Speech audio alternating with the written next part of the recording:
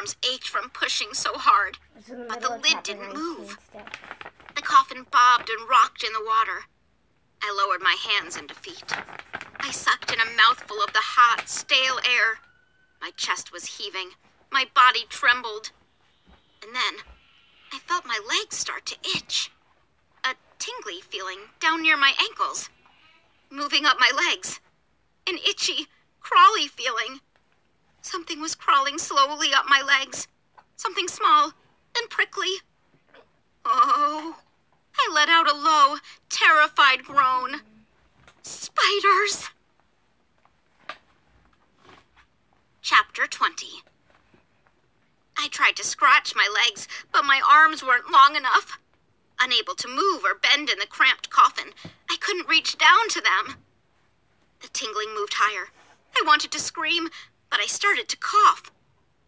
And then, the coffin lid popped open. Bright sunlight made me shut my eyes. Oh!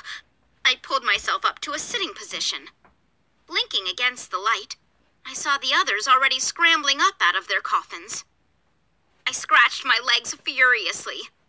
To my surprise, there were no spiders, no bugs of any kind. The coffin had pulled up to a small dock.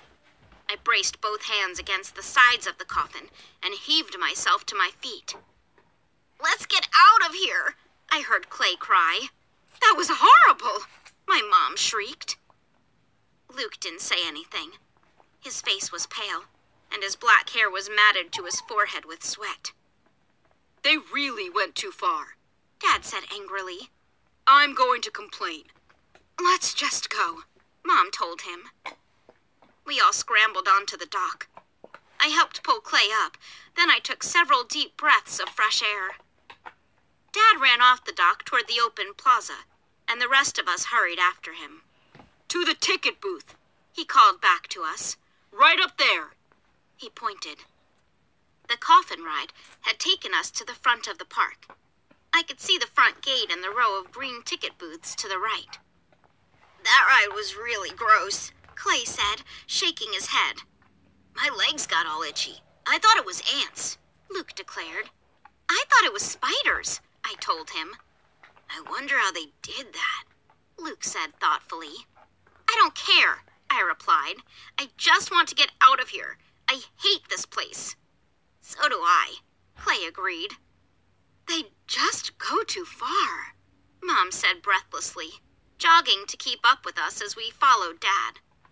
"It isn't any fun when a ride is that scary. I really had trouble breathing." "So did I told her. "Hey, how do we get home?" Luke suddenly demanded, staring at Mom. "Our car blew up." "I think those people in the monster costumes will lend us a car," Mom replied. "They told your father just to come to the ticket booth." "Can we stop and get pizza?" Luke asked. "Let's get out of this place and then worry about lunch," Mom told him. The main plaza was totally empty. Not another living person. We followed Dad to the first ticket booth. He turned back to us, making a disappointed face.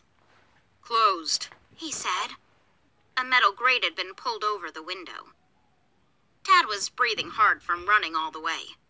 He pushed his blonde hair off his sweaty forehead with both hands. "Over here," he said. We followed him to the next ticket booth. Also closed. Then the next. Closed. It didn't take us long to discover that all of the ticket booths were closed. "Weird," Luke said, shaking his head. "Don't they expect any more visitors today?" Mom asked Dad. "How can they just close up like that?" Dad shrugged. "We'll have to ask someone." His eyes searched the empty grounds. I turned and checked out the plaza along with him. Still no one in sight. No visitors, no horrors. "Let's try over there," Dad said. He started walking to a low green building that stood beyond the ticket booths. It looked like some kind of office. It was closed, too. Dad tried the door. It was locked. Dad scratched his head. "What's going on here? Where'd everyone disappear to?" he demanded. Mom took his arm. It's very strange, she said softly. I glanced at Luke and Clay. They were standing tensely side by side on the walk in front of the office. Neither of them spoke. Are you sure these are the right ticket booths? I asked. Yes, Dad replied wearily. This is the front entrance. So, where can everyone be? Mom asked, chewing her lower lip. Maybe we can find someone in the parking lot, I suggested. You know, a parking attendant or something. They'll be able to tell us how to get a car to go home. Good idea, Lizzie, Dad said. He patted the top of my head, the way he used to when I was a little girl. I waited for Luke to make fun of me. But he didn't say a word. I guess he was too worried and upset. Come on, I urged. I turned and ran past the empty ticket booths. The tall metal front gate to Horrorland stood just beyond the booths. I stopped for a second to read a sign on the side of one of the ticket booths. It said, No exit. No one leaves Horrorland alive. Ha ha, I said sarcastically. These signs are a riot, aren't they? I jogged the rest of the way and reached the gate first. I pulled it, and it wouldn't open. So I tried pushing it. It didn't move. Then I saw the heavy chain and the large steel padlock on the gate. Swallowing hard, I turned back to the others. We're locked in, I told them. Chapter 21.